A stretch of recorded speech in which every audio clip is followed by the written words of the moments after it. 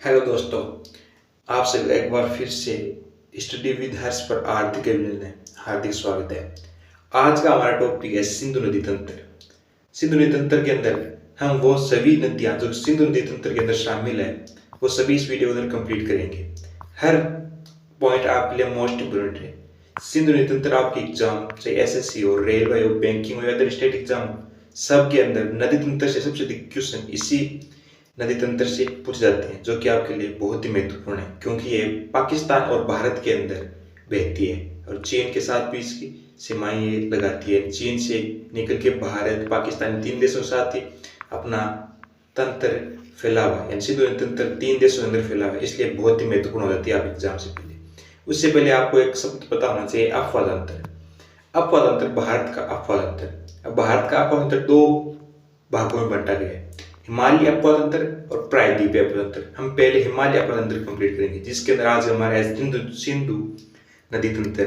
उसके बाद हम गंगा नदी तंत्र और ब्रह्मपुत्र नदी तंत्र को कंप्लीट करेंगे और आखिर में हम प्रायद्वीपीय अपवाद तंत्र, जो कि सबसे महत्वपूर्ण एग्जाम के लिए इसे कंप्लीट करेंगे। तो आपको पता होना चाहिए अपवाद तंत्र है क्या। अपवाद तंत्र शब्द एक ऐसी क्षेत्र या नदी तंत्र की व्याख्या करता है जिसे अलग अलग दिशाओं में छोटी छोटी धाराएं आकर मुख्य रूप से मुख्य धाराओं में मुख्य नदी का निर्माण करती है। मानिए ये एक मुख्य नदी है, यहाँ पर इसके अंदर अनेक नदियां जो कि इसकी सहायक नदियां है वो इसके अंदर मिलकर एक और बड़ी नदी बनाती है। यानी गंगा के अंदर बहुत सारी सहायक नदियां आके मिल रही है। ये गंगा सभी अपवाद तंत्र, यानी एक मुख्य धारा के अंदर अनेक छोटी छोटी नदियां आकर मिलती है, वही उस नदी का अपवाद तंत्र है। यही आपको ये बता रहा है कि यहाँ पर अलग अलग छोटी दिशाओं से अलग छोटी छोटी धाराएं आती है और वो मुख्य नदी में की सहायक नदियां होती है, वो सभी आपका अपवाद तंत्र के अंदर आती है। आप इसे इमेज के अंदर देख सकते हो। इसका पीडीएफ आपको हमारे टेलीग्राम चैनल पर मिल जाएगा, वहां से जाकर डाउनलोड कर सकते हो। पीपीटी यानी लिंक डिस्क्रिप्शन बॉक्स के अंदर दी गई है। तो हमारा आज की पहली नदी है सिंधु नदी। सिंधु नदी तंत्र की मोस्ट इंपोर्टेंट और सिंधु नदी तंत्र के अंदर सबसे महत्वपूर्ण नदी है सिंधु नदी और सबसे बड़ी नदी। सिंधु नदी तीन देशों में होकर बहती है, चीन, भारत और पाकिस्तान। महत्वपूर्ण क्वेश्चन की आपसे पूछा जा सकता है सिंधु नदी कितने देशों के अंदर बहती है? तीन देशों के अंदर, भारत, पाकिस्तान और चीन। चीन से इसका उद्गम स्थल है जो कि तिब्बत में स्थित मांस और झील के निकट इसका उद्गम होता है। उत्तर पश्चिम में दिशा में बहती हुई नदी भारत में लद्दाख के दमचौक दम से भारत में आती है और चीखते हुए बाहर से निकल जाती है। याद रखना, दम से भारत में आती है और चीखती हुई बाहर से निकल जाती है।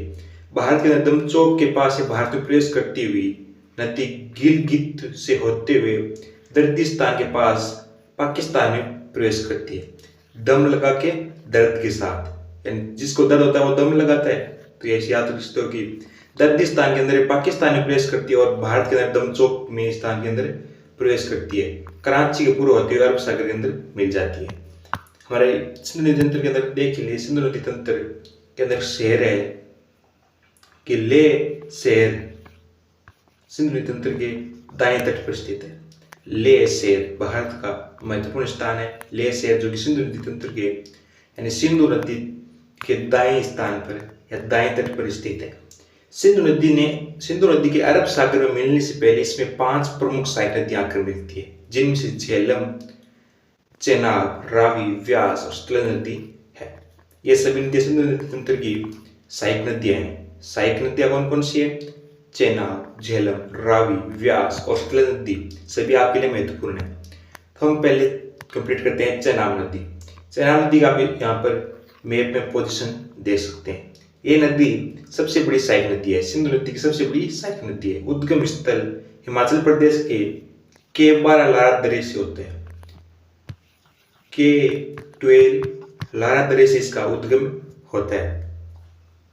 हिमाचल प्रदेश में नदी का निर्माण दो नदी चंदा और भागा नदी से मिलकर होता है। कौन सी? चंदा और भागा नदी आकर इसका निर्माण करती है। चंदा नदी और भागा नदी, और चंद्रभागा के नाम से इसे वहां पर जाना जाता है। और जहां पर नदी दोनों नदियां इसका निर्माण करती है वहां पर इसको नाम जाना जाता है चंद्रभागा नदी, और आगे इसका नाम पड़ जाता है चेनाब नदी, जो कि आगे सिंधु नदी में पाकिस्तान के अंदर मिल जाती है। पाकिस्तान के अंदर सिंधु नदी में मिल जाती है। ये नदी पाकिस्तान में जाकर सिंधु नदी में मिल जाती है। सिंधु नदी में मिलने से पहले इसमें झेलम, रावी, सतलज और व्यास नदी आकर मिलती है। तो आपसे पूछा जा सकता है कि चेनाब नदी कि सहायक नदियाँ कौन कौन सी है। उसके अंदर झेलम, रावी, सतलज और व्यास नदी। आपसे पूछा गया है क्वेश्चन के अंदर, या पूछा जा सकता है सीजीएल के अंदर क्वेश्चन आया हुआ है कि व्यास नदी किसकी निम्न से सहायक नदी है। वहां पर गंगा, चेनाब, सिंधु और ब्रह्मपुत्र 4 ऑप्शन थे। तो आपको वहां पर सिंधु नहीं लगा के आपको चेनाब लगाना है, क्योंकि सबसे पहले ये चेनाब के अंदर जाके मिलती है। हमारी अगली नदी है झेलम नदी। झेलम नदी की आपकी पोजीशन आप देख सकते हो, ये भारत और पाकिस्तान की बाउंड्री बनाती है। काफी देर तक भारत और पाकिस्तान की बाउंड्री से बहती हुई फिर आगे जाकर ये चेनाब नदी के अंदर मिल जाती है। झेलम नदी का उद्गम कश्मीर घाटी के बेरीनाग के निकट से होता है। कश्मीर घाटी के बेरीनाग के निकट तो झेलम नदी आप देख सकते हो, इसका पॉइंट कश्मीर घाटी के बेरीनाग के निकट इसका उद्गम होता है और 170 किलोमीटर भारत पाकिस्तान की सीमा का निर्माण करती है। 170 किलोमीटर की ये भारत और पाकिस्तान की सीमा का निर्माण करती है। झेलम नदी भारत और पाकिस्तान की 170 किलोमीटर की सीमा का निर्माण करती है। क्वेश्चन महत्वपूर्ण है कि कौन सी नदी भारत और पाकिस्तान की सीमा बनाती है, तो है झेलम नदी। आगे जाके चेनाब नदी के अंदर पाकिस्तान में मिल जाती है। और अगली नदी है रावी। ये नदी हिमाचल प्रदेश के रोहतांग दर्रे से निकल कर कश्मीर तथा पंजाब से होते हुए पाकिस्तान में जंग के निकट चेनाब नदी में मिल जाती है। जंग के निकट ये चेनाब नदी के अंदर मिल जाती है।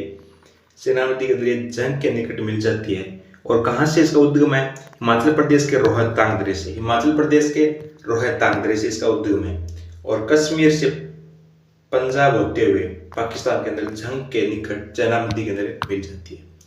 हमारा अगली नदी है सतलज नदी। सतलज नदी का आप मैप के अंदर इसकी पोजीशन देख सकते हो कि ये तिब्बत के मानसरोवर झील के पास से ये निकल के फिर भारत के अंदर प्रवेश करती हुई पंजाब से होते हुए फिर पाकिस्तान के अंदर जाके ये अभी चेनाब नदी के अंदर मिल जाती है।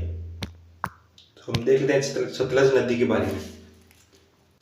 इसका उद्गम राक्षस ताल से निकलती हुई सिंधु के समांतर बहती हुई हिमाचल प्रदेश में प्रवेश करते हुए आगे पंजाब में होते हुए पाकिस्तान में बहालपुर में चेनाब नदी के अंदर जाकर मिल जाती है।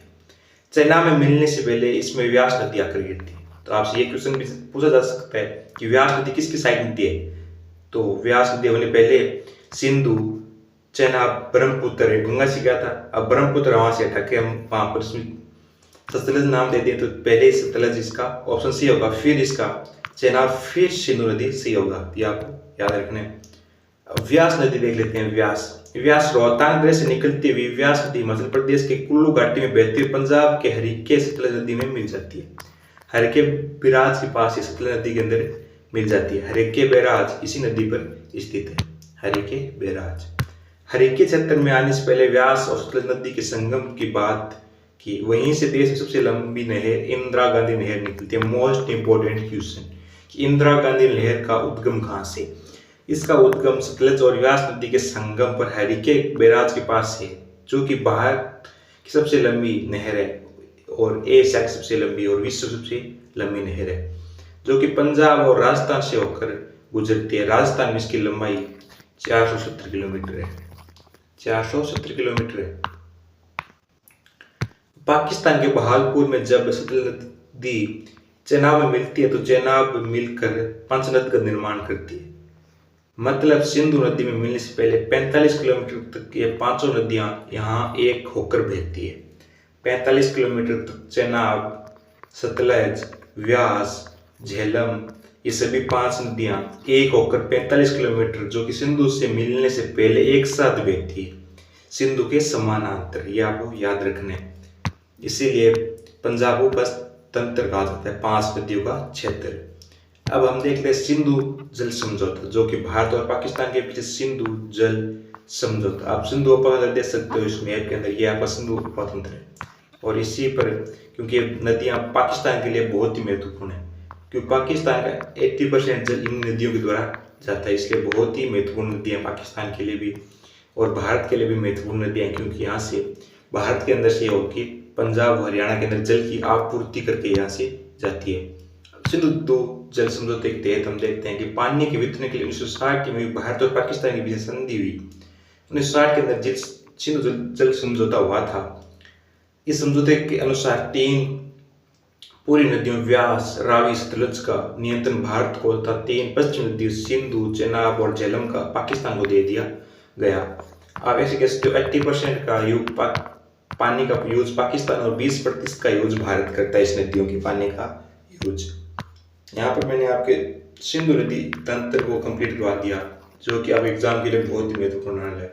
अगर आपको हमारा कंटेंट पसंद है, एक वीडियो को लाइक कीजिए, हमारे चैनल पर न्यू है चैनल सब्सक्राइब कीजिए। अगर डाउट या कमेंट है आपके मन में तो कमेंट करके